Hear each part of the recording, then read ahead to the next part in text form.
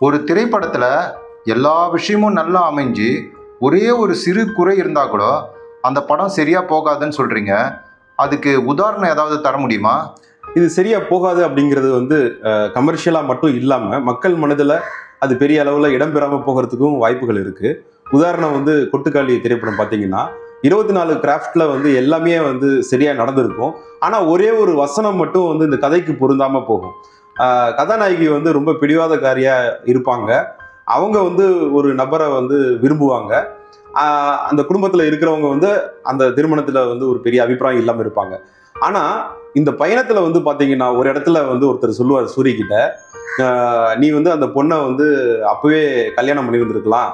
நீ அதை வந்து பெண்கள் வந்து படிக்கணும், வெளியில போய் 4 எழுத்து படிக்கணும், இந்த உலகத்தை பார்க்கணும் அப்படிங்கிறதுக்காக நீ தியாகம் பண்ண. இப்போ வந்து அந்த பொண்ணு வந்து உன்னை வேணான்னு சொல்லிடுச்சு அப்படின்னு சொல்லும்போது இந்த கதையோட தன்மையே கதையோட ஓட்டமே வந்து பார்த்தீங்கன்னா மாறிடுது. அது சூரிய அவர்கள் மேல ஒரு பரிதாபத்தை வந்து உண்டாக்கிடுது.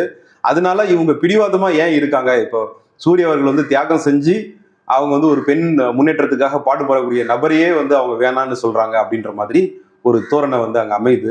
அதனால வந்து பார்வையாளர்களுக்கு வந்து இது எந்த பக்கத்துல இருந்து இந்த படத்தை பார்க்கறது அப்படின்ற ஒரு குழப்பம் வந்து கட்டாயமா அது இருந்தது. அதனால ஒரு சிறு குறையா இருந்தா கூட அது 24 கிராஃப்டையும் பாதிக்குங்கிறதுல எந்த ஒரு மாற்று கருத்தும் இல்லை.